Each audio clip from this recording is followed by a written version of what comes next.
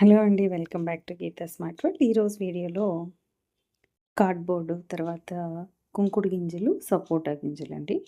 వాటితోటి craft item చూపిస్తాను. ఇక్కడ కార్డ్‌బోర్డ్‌ని ఈ విధంగా సమాన వెడల్పు ఉండేటట్టుగా పీసెస్ కట్ చేసుకుంటున్నానండి. ఇదిగోండి ఇలా ఒకదాని మీద ఒకటి పెట్టేసి కొలత చూసుకుంటూ 4 పీసులు కట్ చేస్తున్నాను. ఈ 4 పీసులు కూడా ఏంటంటే మనకి పక్కన సైడ్స్ 2 పైన కింద ఇంకొకటనమాట. ఇదిగోండి ఈ విధంగా. కింద మనం బేస్‌కి ఏంటంటే పెద్దది కార్డ్‌బోర్డు రెక్టాంగిల్ షేప్ తీసుకుంటున్నాము. మనం పెట్టాలి అనుకుంటున్న ఫోటోని బట్టి సైజు డిసైడ్ చేసుకొని దాన్ని బట్టి కార్డ్‌బోర్డ్‌ని కట్ చేసుకోవాలండి. ఇదిగోండి ఇలాగా 2 పీసెస్ వచ్చేసి ఇట్లా ఎదురుగా, తర్వాత ఇంకొకటి వాటిపైన క్రింద ఇలా పెట్టేసుకోవాలి. దీనికి బ్యాక్ సైడ్ అంతా కూడా ఇలా గ్లూ అప్లై చేసేసి పేపర్ అంటించేస్తున్నానండి. ఇదిగోండి ఈ విధంగా పేపర్ అంటించేస్తున్నాను. మనకి కార్డ్‌బోర్డ్ కనపడకుండా నీట్‌గా ఉండటం కోసమే. ఫ్రంట్ సైడ్ వచ్చేసి మనం మామూలుగా ఏదైనా కలర్ పేపర్లు కానీ, లేదంటే వైట్ పేపర్లు కానీ ఏవైనా సరే అంటించేసుకోవచ్చండి. ఇదిగోండి ఈ విధంగా 4 సైడ్స్ కూడా క్లోజ్ చేసేసాను. ఇప్పుడు దీనిపైన వైట్ పేపర్ తీసుకొని వైట్ పేపర్ అంటించేసుకోవాలి. మనకి ఇక్కడ ఇది కలర్ ఉంది కదా, అది ఏమీ కనిపించకుండా నీట్‌గా ఉంటుందన్నమాట. ఇదిగోండి ఇలా గ్లూ అప్లై చేసేసి వైట్ పేపర్ కూడా అంటించేసాను. తర్వాత మనం ఇందాక ఫస్ట్ కట్ చేసుకున్న 4 స్టిక్స్ ఉన్నాయి కదా, ఆ కార్డ్‌బోర్డ్ తోటి కట్ చేసుకున్నవి, వాటికి కూడా మొత్తం వైట్ కలర్ ర్యాప్ చేసేసి ఇదిగోండి ఈ విధంగా మొత్తం వైట్ పేపర్ అంటించేసుకోవాలి. ఇలా రెడీ అయిపోయింది కదండి. వీటిపైన అంటించడం కోసం స్టిక్స్ రెడీ చేసుకోవాలి. దానికోసం న్యూస్ పేపర్ని, పొడవుగా ఉన్న పేపర్ అండి, పేపర్ని ఇలా నిలువుగా పొడవుగా ఉన్న పేపర్స్ ఈ విధంగా స్ట్రిప్స్ కట్ చేసుకోవాలి. దాన్ని ఇలా ఏదైనా స్టిక్ సహాయంతో ఇలా ముందుకు రోల్ చేసేసి చివరి వరకు రోల్ చేశాక చివరి ఇలా గ్లూ పెట్టేసి అంటించుకుంటే స్టిక్స్ రెడీ అయిపోతాయి మనకి.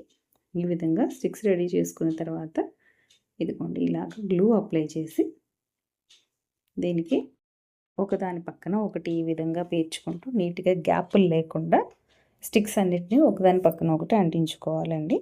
ఈ అంటించుకునేది ఏంటంటే ఎడ్జ్ నుంచి కాకుండా కొంచెం అటువైపు ఇటువైపు కూడా స్టిక్స్ ఉండే విధంగా పెట్టుకోవాలన్నమాట. ఎందుకంటే మనం కొంచెం స్టిక్ ఎక్స్ట్రా ఉంచి కట్ చేసుకుంటాం. అందుకోసం అని చెప్పేసి పై వైపున క్రింది వైపున అంటే అటు సైడ్ ఇటు సైడ్ 2 వైపులా కూడా దానికి కొంచెం స్టిక్స్ బయటకు వచ్చే విధంగా అరేంజ్ చేసుకోవాలి. ఇదిగోండి ఈ విధంగా మధ్యలో మిగతా వైపుని ఇలా పెట్టేసి ఈ ఎక్స్ట్రా పార్ట్ కొద్దిగా ఉంచేసి మిగతాది కట్ చేసేసుకోవాలి.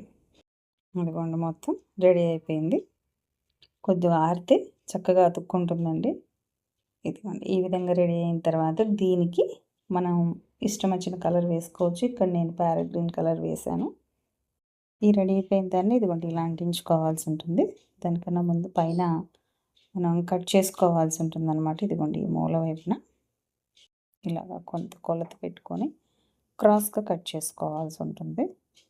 సేమ్ ఆపోజిట్ సైడ్లో కూడా ఇప్పుడు ఒకవైపు గీసిన తర్వాత కొంచెం కొలత చూసుకొని ఎంత గ్యాప్ తోటి అన్నది కట్ చేసుకుంటే అప్పుడు మనకి 2 వైపులా కూడా సమానంగా వచ్చి నీట్గా ఉంటుందండి.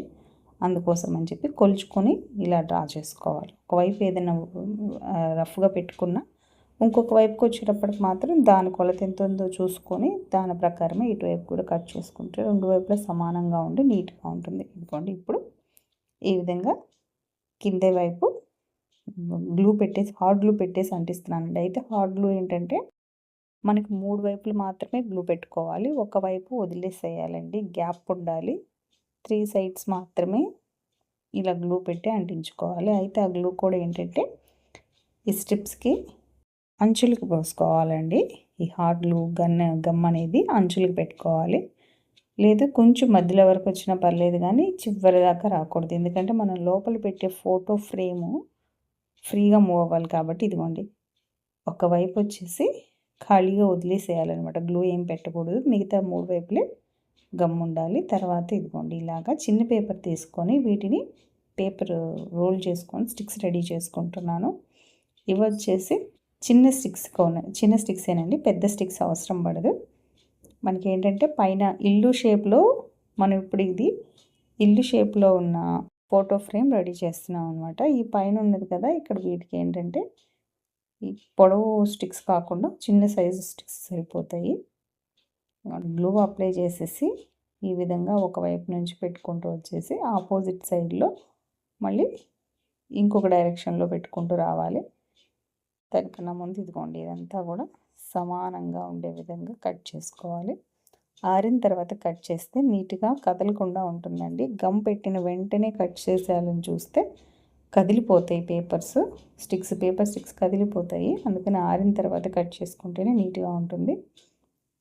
ఈ ఆపోజిట్ సైడ్లో కూడా ఇదిగోండి ఈ విధంగా పేర్చుకుంటూ వచ్చేస్తున్నాను. ఇది అయిపోయిన తర్వాత మధ్యలో వచ్చేసి మనం ఇందాక పైన ఎక్స్ట్రా ఉన్న పీసులు కట్ చేసాం కదా, అవే మనకి మధ్యలో కిందకి కూడా సరిపోతాయండి. ఇక్కడ గ్యాప్ ఉంది కదా, ఆ గ్యాప్లో కూడా ఈ కట్ చేసిన పీసెస్ సరిపోతాయి అన్నమాట. ఇప్పుడు ఒక్కొక్కటి ఇలా అడ్జస్ట్ చేసుకుంటూ ఒకటి అటువైపు పెడితే ఇంకొకటి ఇటువైపు ఆ విధంగా పేర్చుకుంటూ వచ్చేసేయాలన్నమాట.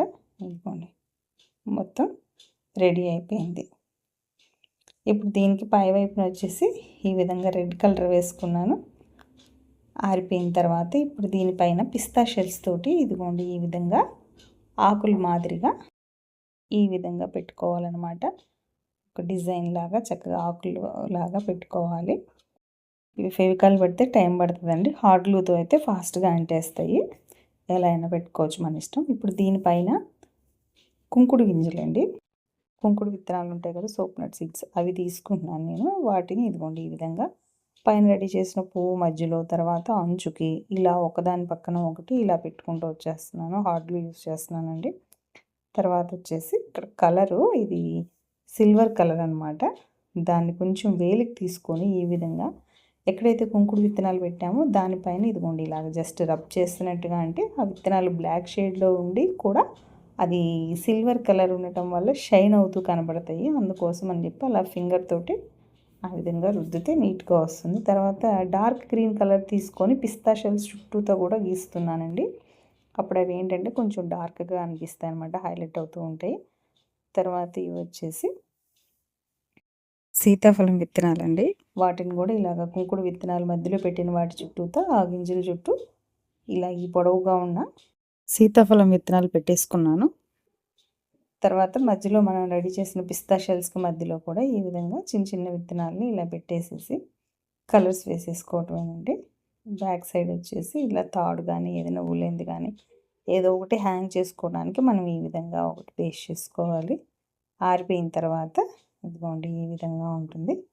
ఇప్పుడు దీనికి మధ్యలో మనం ఇటు పక్కన గ్యాప్ ఎటువైపు అయితే ఉంచామో ఆ గ్యాప్లో నుంచి ఇలాగ ఫొటోస్ని లోపలికి ఇలాగ ఇన్సర్ట్ చేసేయటమేనండి. ఇది వచ్చేసి ఈ ఫోటో ఏంటంటే వెడ్డింగ్ ఆల్బమ్ రెడీ చేసినప్పుడు వాళ్ళు క్యాలెండర్ ఇస్తూ ఉంటారు కదా, ఆ క్యాలెండర్కి ఉన్న ఫోటో అనమాట. కొంచెం పెద్ద సైజు వస్తుందిగా.